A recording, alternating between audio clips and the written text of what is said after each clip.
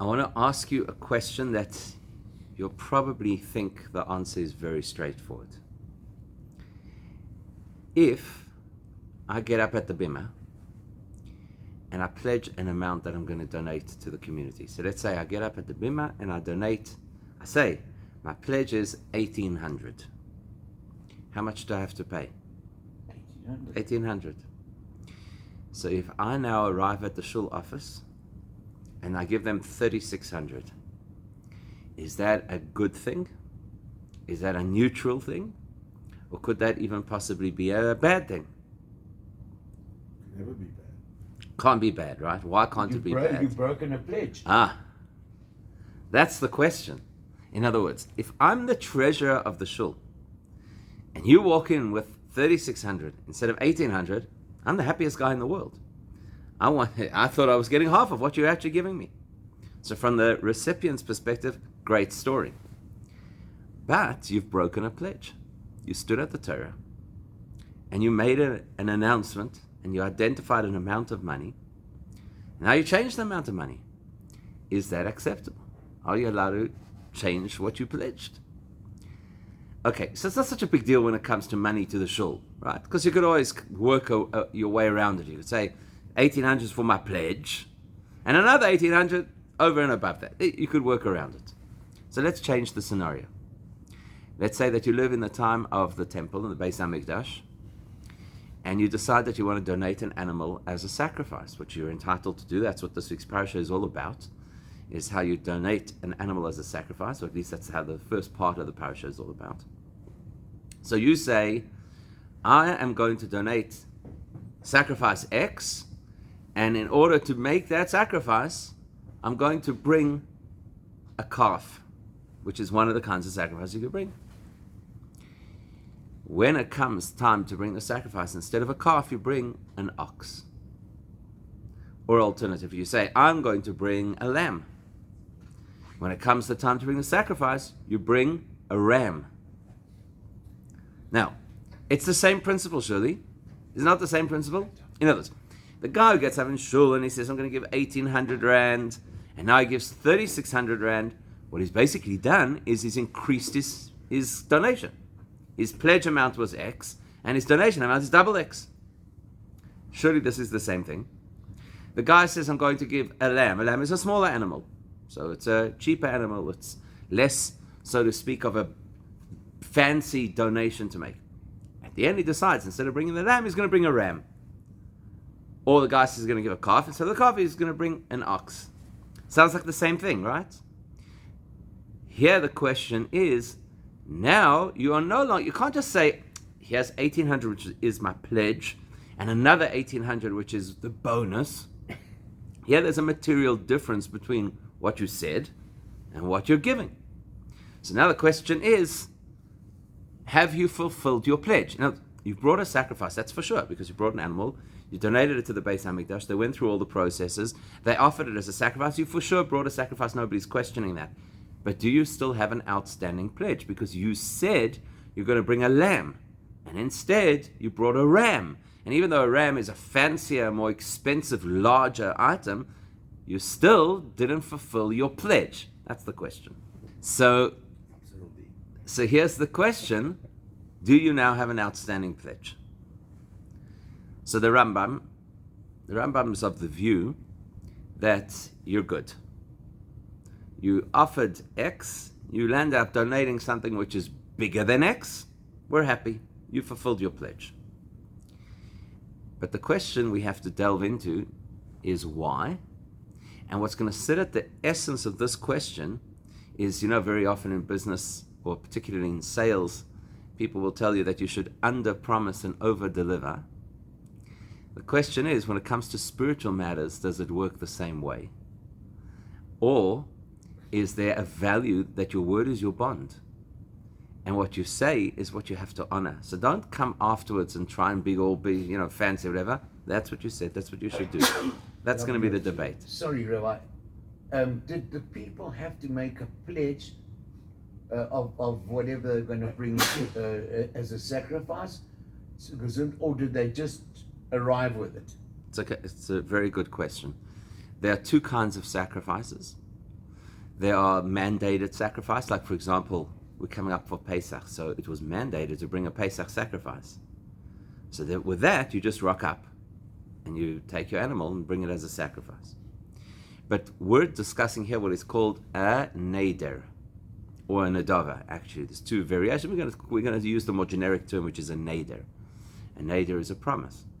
And the nature of the promise is the person says, I'm going to bring this type of an animal as a non-mandatory sacrifice. So they have to specify. They have to say, you don't just rock up with your animal. You have to specify. You have to say that this is what it's going to be for, and then you have to follow through on your pledge.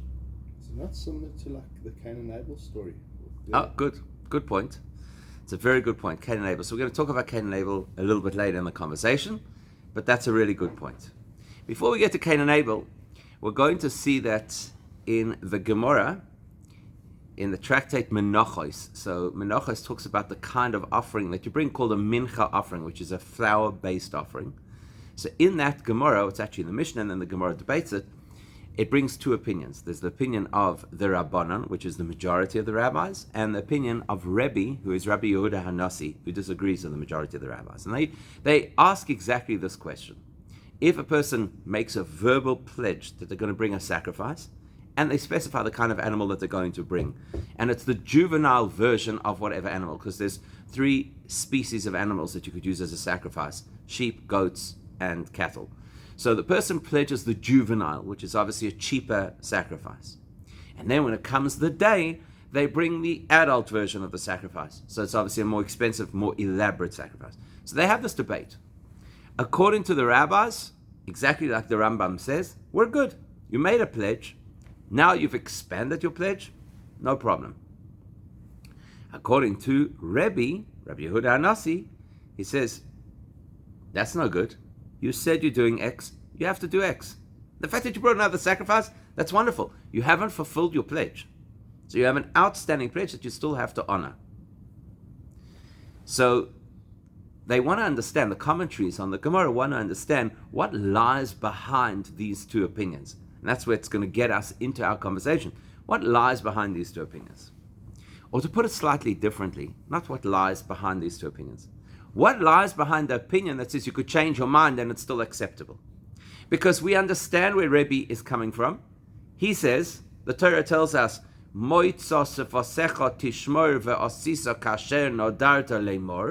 that whatever comes out of your mouth, that's what you are bound to fulfill, and you have to do as you said.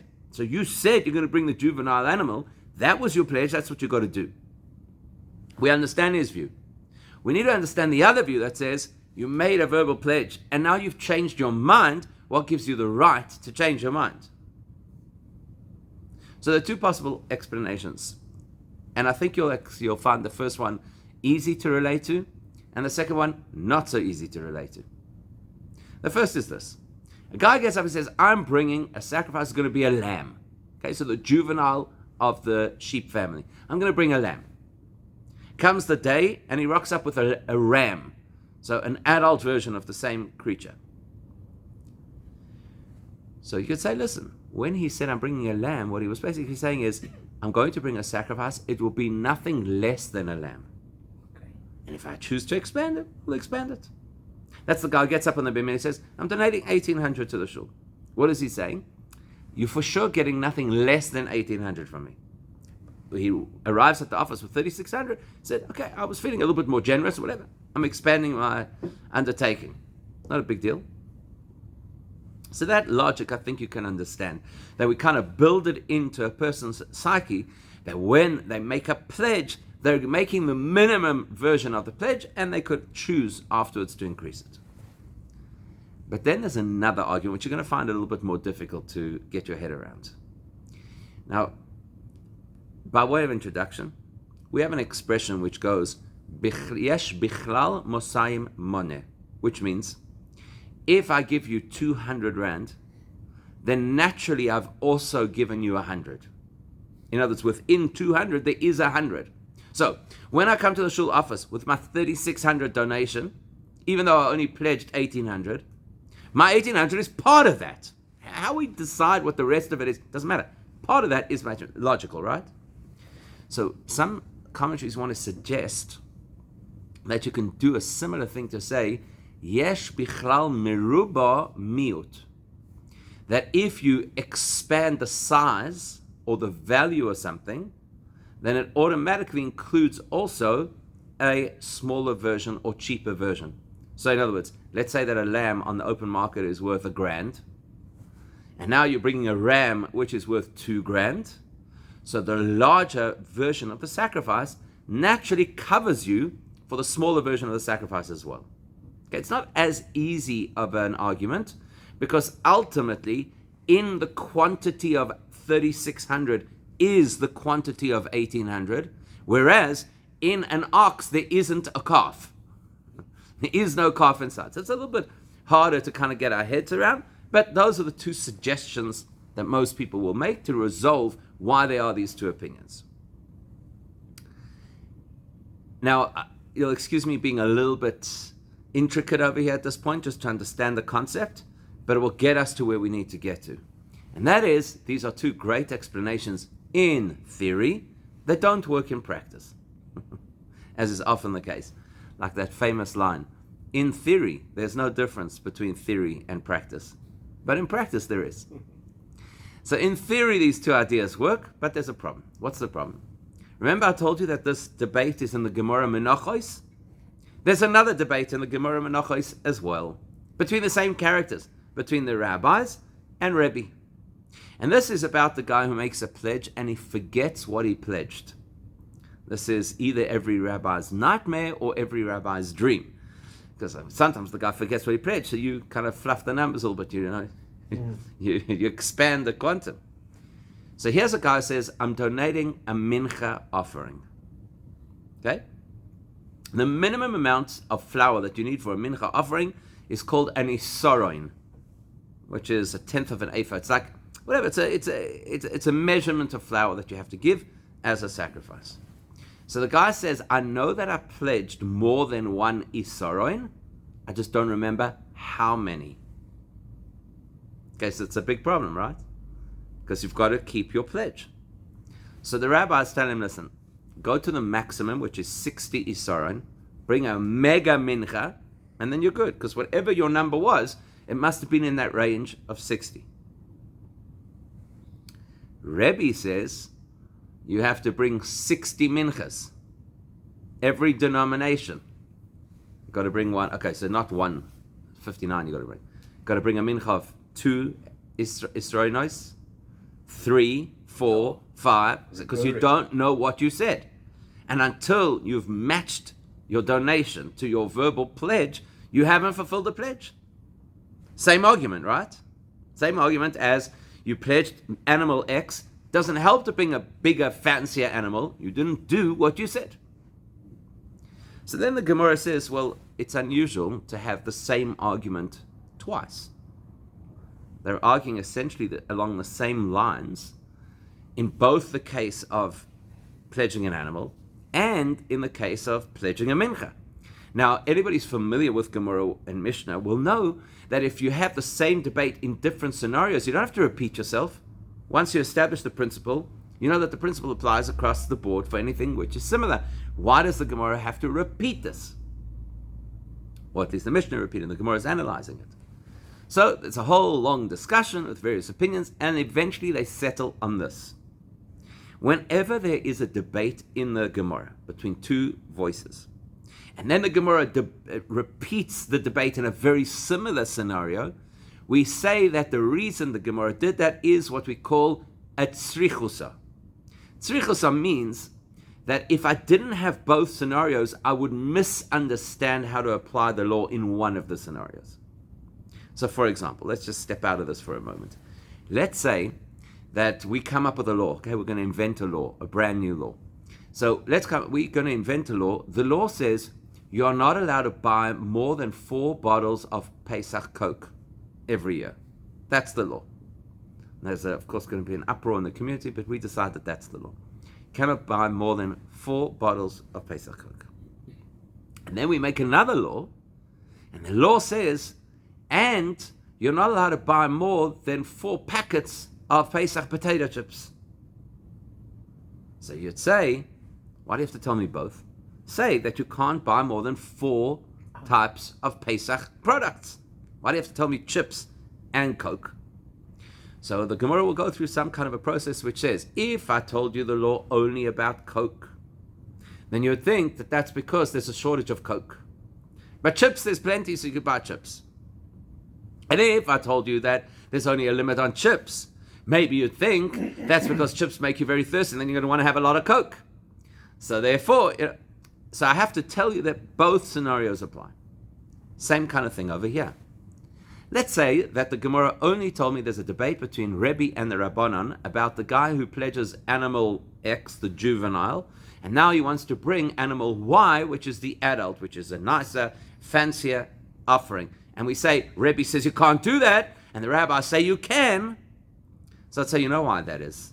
You know what that is? It's because when you bring a bigger animal, remember that a sacrifice also has to have other things that accompany the sacrifice. You don't just bring a sacrifice in isolation. Depending on what sacrifice it is, it's got to have some wine that comes with it, sometimes a flour offering, or whatever the case is.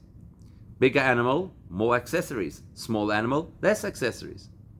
So maybe that's where Rebbe is saying, we don't allow the guy now to upgrade his pledge, because we imagine that when he made his pledge, he also wanted to limit all those accessories. So we're not going to now allow him to change it and then impose all this extra on him. But in the case of the mincha, it doesn't matter how big your mincha is. At the end of the day, we put the same amount on the altar, which is called a kmitza. The rest goes to the kohanim to eat, but your offering on the altar is always just that kmitza, which is 3 fingers. That's how much goes on. So maybe their Rebbe would say, you know what, who cares what you pledged or didn't pledge? At the end of the day, the same thing goes on the altar. So in other words, the Gemara illustrates that both scenarios had to be taught to us, because I can't extrapolate the one scenario from the other scenario. Now that was a technical detail, and if it was a little bit too intricate, it's okay, because the only reason I'm mentioning that is, what did the Gemara not talk about? It didn't talk about the possibility that you were making just a minimum pledge and you're allowed to increase it, because that's one of the explanations we offered, right? We said that when the guy says, I'm bringing the juvenile animal, what he means is I'm bringing no less than juvenile animal. The Gemara doesn't talk about that. Nor does the Gemara talk about this idea that yesh b'meruba mut, that when you're bringing something bigger, it naturally includes the value of something smaller. So if the Gemara did not use either of those arguments, what does that tell you? That's not what they were arguing about. Which means we're back to square one with our question. How is it that the Rabbanon, and by extension the Rambam, who's the one who actually translates this into practical halacha, how is it that they allow you to bring an offering which is not what you pledged, when the Torah says clearly when you make a pledge you have to honor your pledge? In other words, it sounds beautiful. It sounds like you're being so generous and you're adding and you're increasing the donation. All sounds beautiful. But the Torah says that when you bring a donation, or when you pledge a donation, you have to fulfill what you said. And now you're not fulfilling what you said. So on what basis are we accepting what you are going to feel better about, because you're going to feel like you're a big deal now, because you're bringing a more advanced or more elaborate offering? How can we accept that if at the end of the day, what you did was not what you pledged? That's the one question. Is it offering specific? I mean, it has to be specific. An offering, your pledge of your offering has to be specific. To the top of like a sin offering. Or No. A sin offering is mandated. Yeah. That you don't have a choice about that. This is your pledge. You could choose to pledge anything as long as it's from those 3 species. But once you've said it, then it becomes specific. That's the one side of the question. Okay, so the one side of the question is, who gives you the right to change the bond that you made with Hashem, because that's what a verbal pledge of an offering is. You made a contract with Hashem. Who allows you now to change that? Yes, you're changing it for the better, which sounds so holy, but you're not honoring your pledge. On what basis could you do that? That's the one side of the question. There's another side of the question. Now you can bring up Cain and Abel. What happened with the story of Cain and Abel? Cain initiated the idea of bringing an offering to Hashem, so you'd think he should get a lot of credit. In the end, who gets all the credit? Abel. Why? It wasn't even his idea to bring an offering. It was Cain's idea. Cain gets slapped on the wrist, even though he's the guy who had the idea of bringing an offering. So why does Abel get all of the credit, and Cain is kind of like struck from the roll? What did Abel do that was so good that gave him the edge over Cain? What did he do? Made his offering much. Exactly. elaborate. He brought a more elaborate offering, right? Cain brought, it says, from the plants that he had, whereas Abel brought from the best of his sheep. Based on that, the Rambam tells us that any time that you contribute, doesn't have to only be sacrifices. When you contribute to charity, when you contribute to the shul, he specifies, to a poor person or to the shul, you should always give the very best. How do we learn that? We learn that from Abel. Not only that, says the Rambam, but the Rambam says we all have a little bit of something called a Yetzer Hara. You ever heard of this? We have a little bit of a Yetzer Hara. What does a Yetzer Hara mean? In different contexts, it means different things. Sometimes the Yetzer Hara means the temptation to do something which is against the Torah. Sometimes what the Yetzer Hara means is the temptation to cling to our things rather than to donate freely and generously. So the Rambam says part of the process of what we're supposed to do when we come to make a contribution, whether it be to tzedakah and certainly when it be to the Beis Hamikdash, to the temple, we should overcome that Yetzer Hara that we have to want to hold everything for ourselves, and we should push ourselves to give the best, even if it's not so affordable. In other words, what's the Rambam? And he quotes, by the way, and he quotes, and the precedent for this is the story of Abel. So what's he teaching us? He's teaching us that when you bring a sacrifice, always bring the best. That sounds like, even if you pledged to bring a cheaper version, you should reconsider, because the principle of bringing a sacrifice is that you should always bring the best. In other words, in that particular context, which, by the way, happens to be in a different section of the laws that the Rambam is discussing, but in that particular context, it sounds like the message is, it's always good to upgrade, even if it's different to what you said. The law we started our conversation with, which is the conversation, a guy pledges a juvenile animal, and then on the day he brings instead the more elaborate adult version. So what does the Rambam say? He doesn't say bravo. Well, you'd expect that, because the principle is you should always give the best. So you'd expect the Rambam to say, oh, this guy got it. Originally he was going to bring something. Now he chose to bring something more fancy and elaborate. Yay! This is what Judaism is all about. That's what you expect the Rambam to say. What does he say? Yotza. Yotza means it's acceptable. That almost sounds like it's not ideal, but it's acceptable.